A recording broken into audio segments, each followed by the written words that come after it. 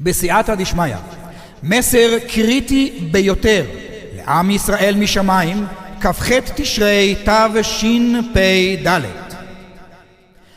עם ישראל, מסר זה יועבר לכל איש ואישה, קטן, גדול, יחיד או רבים מעם ישראל, וזאת חייבים אתם לשנן בנשמתכם. נמצאים אתם במידת דין מאוד קשה שלא ראתה עיניכם. המראות יהיו קשים עבורכם. לא תאמינו שכך הגזירה יורדת משמיים עליכם. תדעו לכם, עם ישראל, עם של קודש, משמיים העבירו עבורכם יום יום מסרים על מנת שתעוררו נשמתכם ותבינו שמלחמת פתע הייתה עבורכם.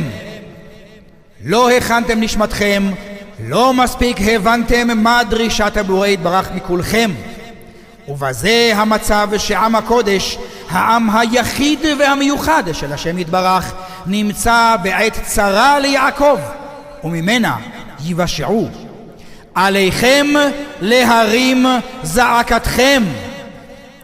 מעבירים אות אזהרה משמיים עליכם, ישנה גזירה קשה יותר בימים אלו. משמיים מזהירים את עם הקודש לפני יירוט טילים אטומיים, ביולוגיים וכימיים. המתקפה האחרונה תארך כמתקפה קצרה ביותר.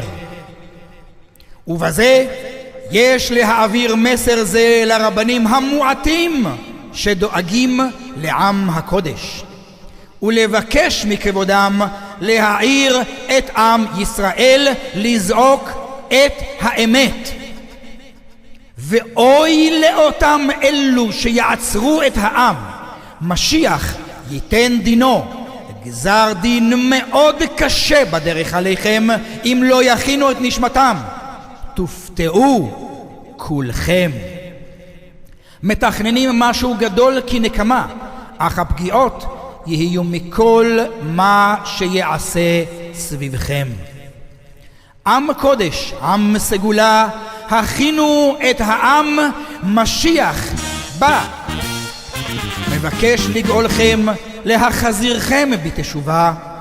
מלך המשיח יעורר נשמתכם, מלך השמיים יפחיד את כולכם.